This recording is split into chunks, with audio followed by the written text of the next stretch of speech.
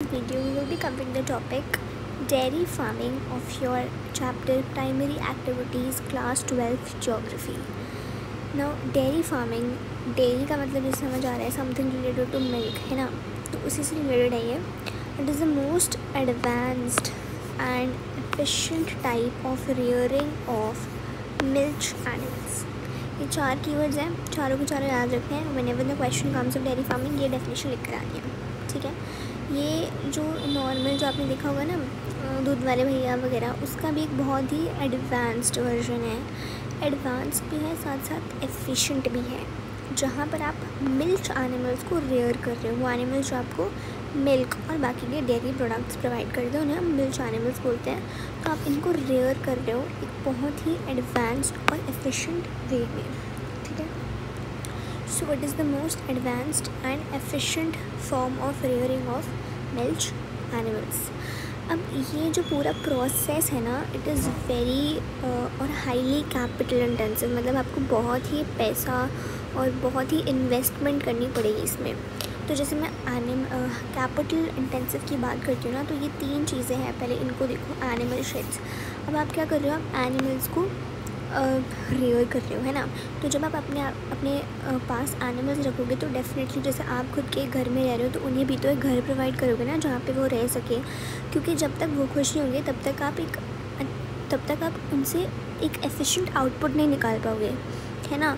तो पूरा ये प्रोसेस बहुत इंपॉर्टेंट रहेगा. तो आप उनके लिए शेड्स बनाओगे, शेल्टर दोगे उन्हें, तो एक वो चीज़ है. सेकंड जो है स्टोरेज फैसिलिटीज़ फॉर फॉडर. मतलब उन्हें खाने के लिए, अगर जब तक आप उन्हें कुछ खाने के लिए नहीं दोगे तो वो आपको कैसे देंगे, है ना. तो आपको फॉडर जो है, फॉडर क्या होता है, बेसिकली उनका खाना, ठीक है. उन एनिमल्स के खाने को हम फॉडर बोलते हैं. तो फॉडर डेली आप कहीं से मंगवाओगे नहीं, आपको उसके लिए एक स्टोरेज सेटअप करना पड़ेगा. तो वो पूरी की पूरी स्टोरेज फैसिलिटी सेटअप करना, फॉडर की अवेलेबल रिक्वायरमेंट्स को पूरा करना, तो एक ये चीज़ है. दूसरी चीज़ है फीडिंग एंड मिल्चिंग मशीन्स. अब हर एक काम आप हाथ से तो नहीं करोगे. अगर आप हाथ से करने लग गए और मैन्युअल लेबर यूज़ करने लग गए तो बहुत टाइम लगेगा. प्लस आपको जो है आपका एक आउटपुट, डिज़ायर्ड आउटपुट नहीं मिलेगा. तो इसको एफिशिएंट बनाने के लिए you will purchase the machinery required. तो जो भी मशीनरी होगी for the milching purposes, for the feeding purposes, तो उसको आप खरीदोगे. तो इस हिसाब से ना बहुत पैसा लग जाता है. So we say that it is highly capital intensive, ठीक है. क्यों? Because of animal sheds, storage facilities for fodder and your feeding and milching machines. Clear? ये तीनों चीज़ें adds to the cost of dairy farming. तो इनका भी पैसा अच्छा खासा लगता है. इसके अलावा special emphasis is laid on तीन चीज़ों पे. अगर आप डेयरी फार्मिंग करो तो तीन चीज़ों पे ना ये लोग और ख्याल रखते हैं. हेल्थ केयर, ठीक है. इनका भी हेल्थ चेकअप प्रॉपर हो, टाइमली हो, और फिर जो भी कुछ आए उसको उस कंसर्न को हैंडल करना. तो हेल्थ केयर का उनका ध्यान रखना. दूसरी चीज़ वेटरनरी सर्विसेज, और तीसरी चीज़ क्या है, कैटल ब्रीडिंग. तो इन तीन चीज़ों पे तो खासकर बहुत ज़्यादा ध्यान दिया जाता है. If you go and visit these places, जिसके बारे में हम एंड में बात करेंगे कि वेयर इट इज़ प्रैक्टिस.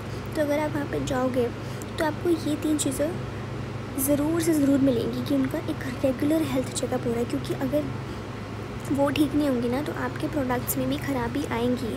उसके अलावा आपने कैपिटल इन्वेस्ट किया तो उसका आउटपुट ख़रीदने के लिए आप क्या करोगे, वेटरनरी सर्विसेज भी आपको लगानी पड़ेगी, और कैटल ब्रीडिंग, ताकि आपको और ज़्यादा अच्छा आउटपुट मिले. तो तीनों चीज़ें ही रिक्वायर्ड है. अब जैसे हमने देखा है कैपिटल इंटेंसिव है, उसी तरह ये लेबर इंटेंसिव भी है. मतलब यहाँ पे बहुत ज़्यादा लेबर भी लगती है. अब क्यों लगती है लेबर, वो देखिए. लेबर इसलिए लगती है क्योंकि आपको देखो फीडिंग करानी है एनिमल्स को, मिल्चिंग प्रोसेस भी करना है. तो इसमें ना बहुत ज़्यादा केयर चाहिए होती है. It requires a rigorous care in feeding as well as in the milching purposes, for the milching purposes, ठीक है. तो ये लेबर इंटेंसिव भी होगी because it involves rigorous care in feeding and milching. दूसरी चीज़ क्या है, जैसे हम बोलते हैं ना, जो भी हमारा क्रॉप कल्टीवेशन होता है उसमें एक पर्टिकुलर सीज़न होता है कि इस सीज़न में आप यही क्रॉप्स उगा सकते हो. बट इस पर्टिकुलर एरिया में ये चीज़ नहीं होती, ये ईयर राउंड रहता है. There is no off season in during the year as in the case of crop raising, ठीक है. क्योंकि यहाँ पे आपका मेन एम क्या है, milk production and other dairy products. Right. Next we move on to कि जो भी एरियाज़ होते हैं ये कहाँ पे प्रैक्टिस किए जाते हैं। तो जबकि इंडस्ट्रियल एरियाज़ होते हैं, अर्बन एरियाज़ होते हैं, ये एरियाज़ इनको एक नेबरहुड मार्केट प्रोवाइड करते हैं जहाँ पर ये फ्रेश मिल्क और बाकी के डेयरी प्रोडक्ट्स सेल कर सकें, ठीक है। सो इंडस्ट्रियल और urban areas work as a neighbourhood market, ठीक है। इसके अलावा हमने डेवलपमेंट देखने को मिला, जितना ज़्यादा डेवलपमेंट हुआ है ट्रांसपोर्टेशन सेक्टर का, रेफ्रिजरेशन, पैस्चराइजेशन और बाकी की जो प्रिजर्वेशन प्रोसेसेस है, इससे थ्रू क्या होता है जो इनकी ड्यूरेशन होती है ना वो इंक्रीज़ कर जाती है। So the duration of storage of various dairy products increases. Lastly यहाँ पे इसके रीजन्स बताए गए हैं कि कहाँ पर ये प्रैक्टिस की जाती है। तो लार्जेस्ट रीजन्स के हिसाब से यहाँ पे 3 मेन रीजन बताए गए हैं।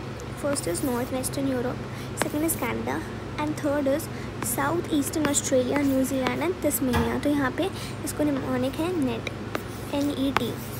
N से नॉर्थ ईस्टर्न यूरोप, E से ईस्टर्न कनाडा जाएगा तो कनाडा बस याद रखना, T से तस्मेनिया, न्यूजीलैंड और south eastern Australia. So this was all about your dairy farming, जहाँ पर हमने देखा कि it is a form of advanced animal rearing, जहाँ पे कैपिटल इंटेंसिव भी है, ये लेबर इंटेंसिव भी है, ईयर राउंड इसका काम चलता है। यहाँ पर अर्बन और इंडस्ट्रियल एरियाज़ पे फोकस किया जाता है। टेक्नोलॉजी का यूज़ बहुत इम्पॉर्टेंट माना गया है, जिसकी वजह से उसकी ड्यूरेशन ऑफ स्टोरेज इंक्रीज़ हो जाती है। और हमने इनके रीजन्स देख लिए, नेट जो कि आपने याद रखने हैं। And here we have covered this topic. That's it, thank you.